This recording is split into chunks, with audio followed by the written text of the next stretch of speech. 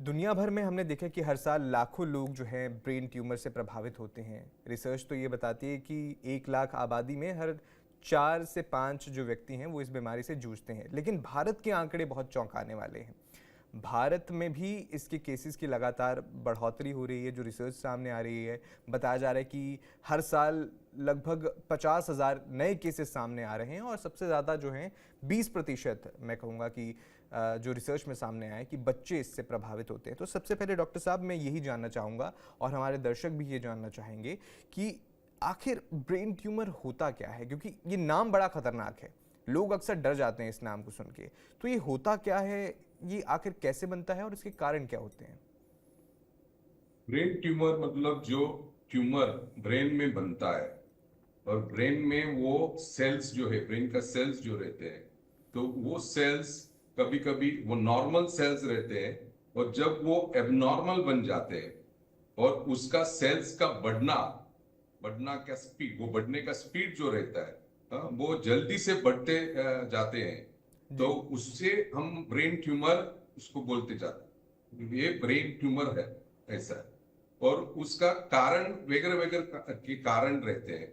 एक तो रहते हैं जीन्स में बदलाव, जो आपके सेल्स के जीन्स है, वो जीन्स में बदलाव होता है, वो म्यूटेशन होता है और इसी वजह से वो सेल्स का जो नॉर्मल सेल पैटर्न जो रहता है वो चेंज होता है और उसकी वजह से वो नॉर्मल से वो एबनॉर्मल सेल्स बनते हैं और ये एबनॉर्मल सेल्स जो है वो धीरे धीरे से बढ़ते बढ़ते जाते हैं और वो एक ऐसा बड़ा स्पेस ऑक्यूपाइंग रीजन जो हम बोलते हैं SOL, वो ब्रेन में बनता है।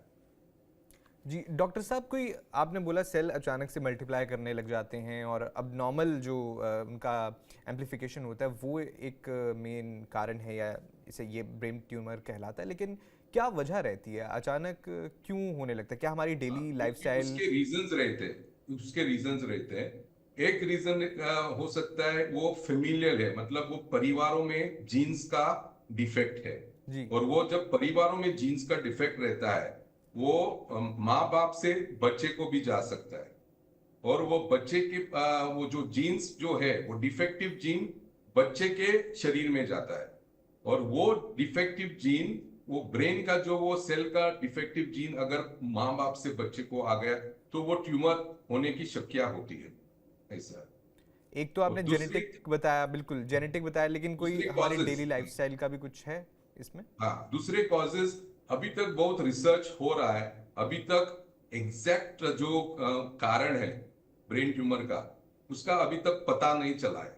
मगर वो जो exposure to radiation, exposure to radiation एक कॉज है। एक्सपोजर टू पेस्टिसाइड्स, ये पेट्रोलियम केमिकल्स के साथ ज्यादा लोग काम करते हैं और बराबर प्रोटेक्शन नहीं लेते हैं, बराबर मास्क नहीं रखते हैं, बराबर ग्लव्स नहीं डालते हैं। अगर वो कंटिन्यूअस एक्सपोजर होने लगा तो वो चांसेस रहते हैं कि इसकी वजह से ब्रेन ट्यूमर भी हो सकता है और किसी की जगह पे भी ट्यूमर हो सकता है, जी।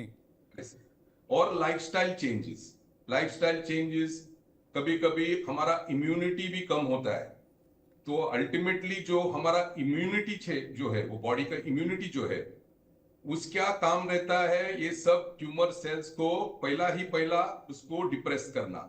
मगर अगर हमारा इम्यूनिटी, सेल्फ इम्यूनिटी कम हो गया तो ट्यूमर का चांसेस ज्यादा रहते हैं। जी।